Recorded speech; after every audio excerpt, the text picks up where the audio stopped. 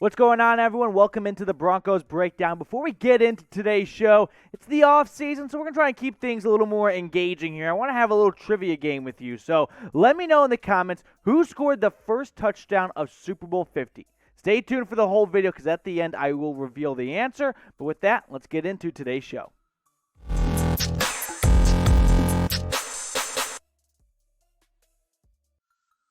We're going to talk NFL Draft on today's show. Now, I know the Broncos don't have a first-round pick anymore after the Russell Wilson trade, so I wouldn't say interest in the draft for the Broncos' behalf has fallen off a little bit, but it's not where it used to be when you don't have a top 10 pick anymore. So before we look at my updated draft targets for the Broncos after the Russell Wilson trade, I got to ask, whose side are you on here following the absolute Monday Night Brawl on the Oscars? Will Smith or Chris Rock?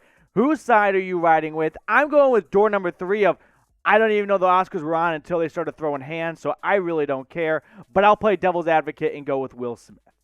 As for the Broncos draft targets here, let's get some notes on the team. The Broncos' biggest needs, in my opinion, I want to see that right tackle spot shirt up a little bit. I don't know how much faith I have in Tom Compton and Calvin Andersen and some of these other free agent signings recently.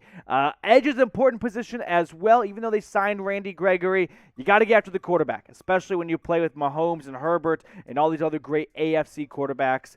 Denver overall has 8 picks in the 2022 NFL Draft. Their first selection is not until the end of round number 2. In fact, let's take a look at all the Broncos picks in the upcoming NFL Draft. So round 2, they've got the final pick in that round. I like to look at it this way. What pick do they have in that round? Because I never know 115 where that is in relation to anything else. But you can see they got the last pick in round number 2, middle pick in round number 3, and then end of round 3. So those 2 picks coming from the LA Rams after that Von Miller trade. 8 altogether. So with that in mind, who's your top draft target? I'll show you mine in just a second. That sounded weird. But let me know who your top draft target is down below in the comment section. Let's get into my top round 2 draft targets. All right, we're going to keep it together. Daniel Faalele. I want to do one take here. Daniel Faalele. Faalele. He's a huge guy. Brian Asamoah. Oh boy! All right, we're gonna keep the rails on here. Drake Jackson. Okay, back to Falafel. I forgot how he rated as the largest human being at the NFL Draft Combine in Combine history since 2003.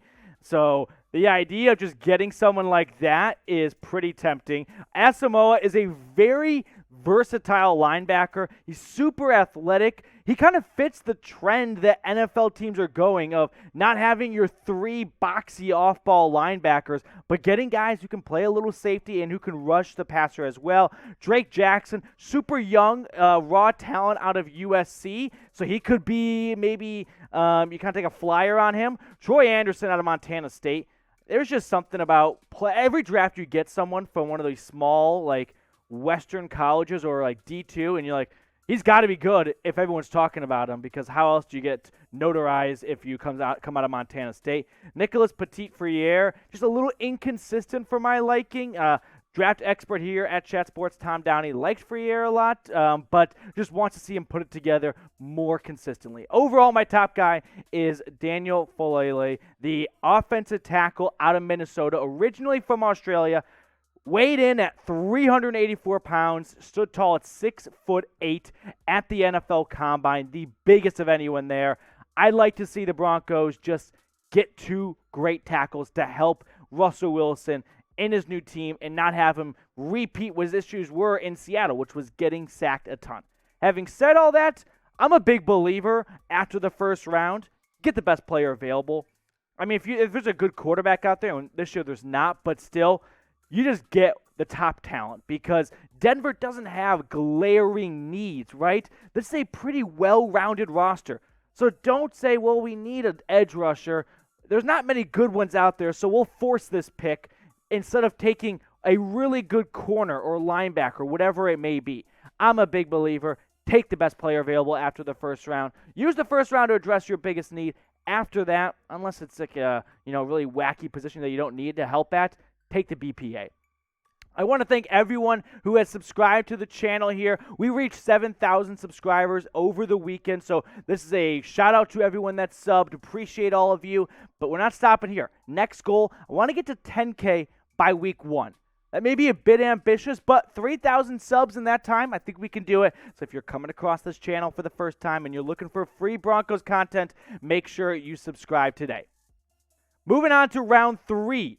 So this would be a tough round to estimate just because some mock drafts have some of these guys going earlier, some later. But here are 5 players I'm keeping an eye on for in the third round of the draft. First one up is Channing Tindall. If you went to Georgia at all this year, you don't even have to play football. You could have a good shot of getting drafted. I'm talking like frat guys that just put their name out in draft Twitter like, oh, he's on that Georgia team? Yeah, he's got to be decent because that Georgia team was stacked. Dylan Parham, the guard out of Memphis. I like him a lot, and I like the idea of putting a little extra strength because I think Cushenberry, Reisner, and Glasgow are going to have bounce-back seasons.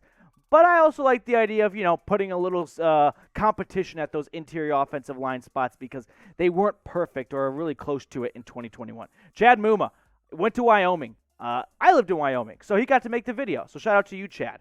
Jalen Pitre, he's safety out of Baylor, just super athletic. And that's what you're looking for in these later picks, just athleticism. You can teach them how to tackle in the pros, but you can't teach athleticism. So that's a good eye to keep an eye on for. He may not even be available in the third round. Trey McBride, this is more of a positional need. After trading Noah Fant, the Denver Broncos are going to look for some backup tight end behind Allo, and I don't like this tight end class all that much. In fact, it's not a loaded tight end class really, to be frankly honest with you. But Trey McBride, Colorado State guy, so just up the road from Mile High. I kind of like the idea of going with the hometown guy in round 3. It's always something nice when your pro team and your college team get married and they draft one of your favorite players on your college side. So you get to watch the same guy on Saturday on Sunday. We're in round 3, round 4 range now, which means we are officially watching for sleepers. So who's your draft sleeper? Help me out because I'm still trying to find my favorite draft sleeper. I'll show you who I think could be a great snag later, but let me know who you think the best sleeper is in this NFL draft. As for round number 4, this is where things get dicey because it's really tough to estimate who's going to be falling this far, but Josh Paschal, the edge rusher out of Kentucky, if he's there, I love this pick a lot. I see some mocks having him go a little earlier, some around here, some later. That's a name to keep an eye on for. Matthew Butler was just a phenomenal run stopper and reading the offensive line and getting into the backfield and blowing up plays out of Tennessee. Cole Strange, another guard, this time out of Chattanooga. Seeing him fly up some mock drafts so he can fly into the video. Cade Otton out of Washington, another tight end just to help out that room a little bit. And then another Georgia player, Derion Kendrick, because he went to Georgia. And that's really the only reason why I put him in here, because that Georgia defense was so good. I got to assume you're a stud if you were on that team. The NFL draft is the topic of today's show, and so if you want to rep the same hats that the players get when they get drafted, you can swag yourself out at chatsports.com/Broncos hat. I got the link in the comments and the description. They got all the official hats, when you get drafted and you hug Goodell and you act like you like him for 30 seconds. Well, you can wear that hat too when you go to chatsports.com/Broncos hat.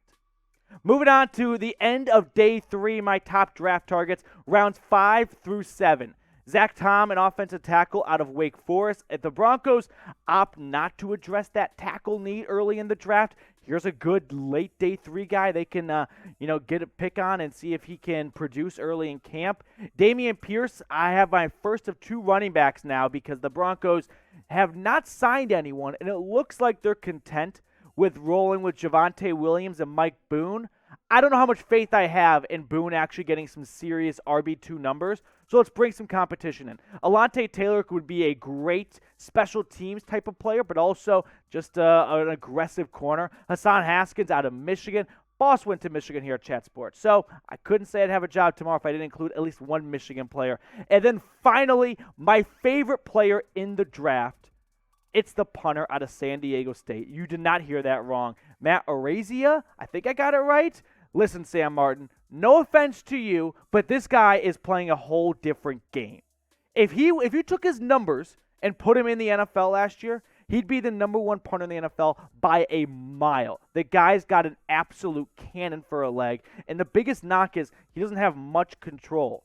Okay, we can work on that a little bit. But if you can punt it 80 yards down the field, I think I'll take that in a heartbeat. One of my favorite, would you rather kind of games, my friends, of talking about the NFL draft is if you could have a punter who pinned the opposition within the 5-yard line every time they kicked it, would you take him first overall? This is that kind of player. I'm not going to go full Raiders, okay, and say we should take a guy like this in the first round. We're not doing Janikowski all over again. Shout out to Davis, one of the best GMs ever. Thank you for making the AFC West so much better with your picks. But I love the idea of getting the top punter really we've seen in a long time, and I don't cover punters at all. Even with the Broncos not having a first-round pick in this upcoming draft, are you just excited for the NFL draft? Like, personally, I'm just a draft junkie. Whether, your team, my team's picking or not, I like seeing the NFL draft because to me it's so much fun just seeing players sit in their living rooms thinking am I going to move to Buffalo? And then they don't get picked and they're like, wow, next team up is Minnesota. I went from Buffalo to Minneapolis. I just love the aspect of the draft and really the NFL draft in general. So if you love the draft like I do, go ahead and type me down below. We're going to wrap up the video, like I said, with the trivia answer. So who scored the first touchdown of Super Bowl 50? Von Miller forced the sack on Cam Newton and the forced fumble, but it was Malik Jackson who scooped and scored to get the Broncos the first touchdown of the game. One of the best moments, and honestly, it really set the tone. Cam Newton was going to have a miserable day, and this Panthers offense was not going to do anything, and it was going to be a Broncos-dominated defensive performance. So Malik Jackson's the answer. Let me know if you got it right in the comments below. If it was too easy, too hard, we'll see. That's going to do it for us here on the show. Make sure you subscribe if you love the Broncos and if you love free content, because that's what we're putting out here on the channel. We're going to catch up with you guys later here on the Broncos Breakdown.